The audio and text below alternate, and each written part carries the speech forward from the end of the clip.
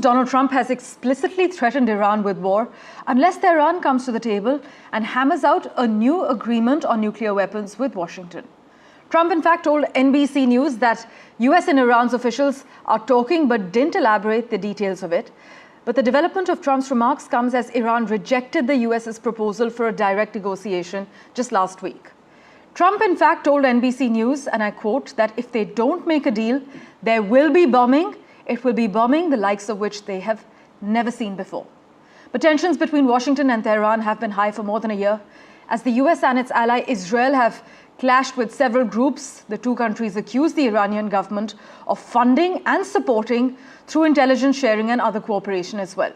Conflict, in fact, against one of those groups, the Houthis, resumed last weekend with a US strike in Yemen, while Houthi forces target US military vessels and trade ships in the Red Sea. Just listen in to what Iran's president had to say.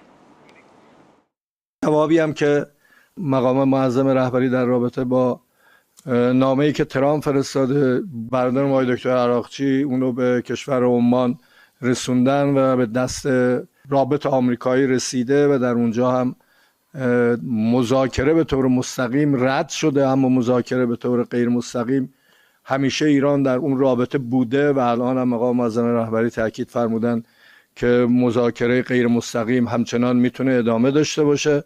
ما از مذاکره نه تنها پرهیز نمی کنیم بلکه اون بدعهدی هاست که برای ما مشکل ایجاد کرده تا کنون باید ثابت بکنن که میتونن اعتماد رو در رابطه با تصمیمات ایجاد بکنن که امیدوارم اینم شکل بگیره. And for further clarity, we have with us live from Washington, D.C., Raymon Vickery joining us on NDTV. As always, sir, thank you so much for making time for us. President Trump has warned of bombing if Iran doesn't engage in direct nuclear talks. How credible would you say this threat is? And many warn with Trump, you actually never really know. Well, thanks very much for having me, and good morning. I think it's a serious situation. Everybody knows you can't take President Trump at his word.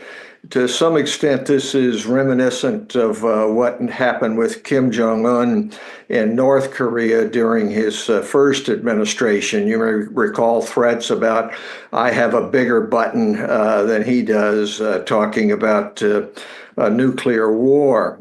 Nevertheless, there is a great reason to be concerned here.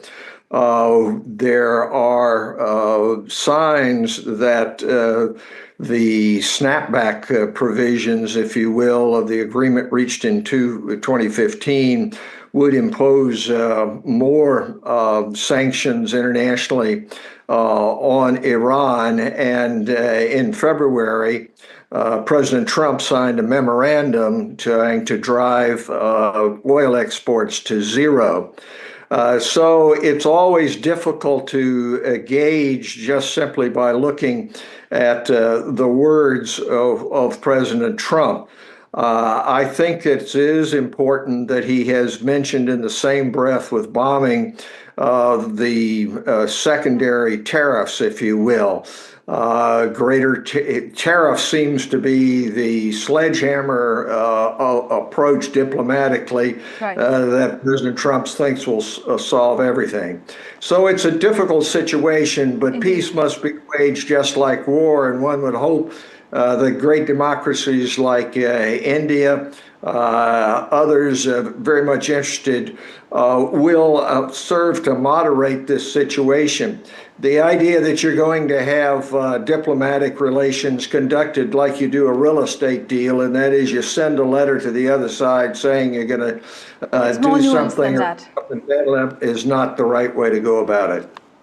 As always, sir, thank you so much for joining us with your views. We will, of course, revert to you for regular updates.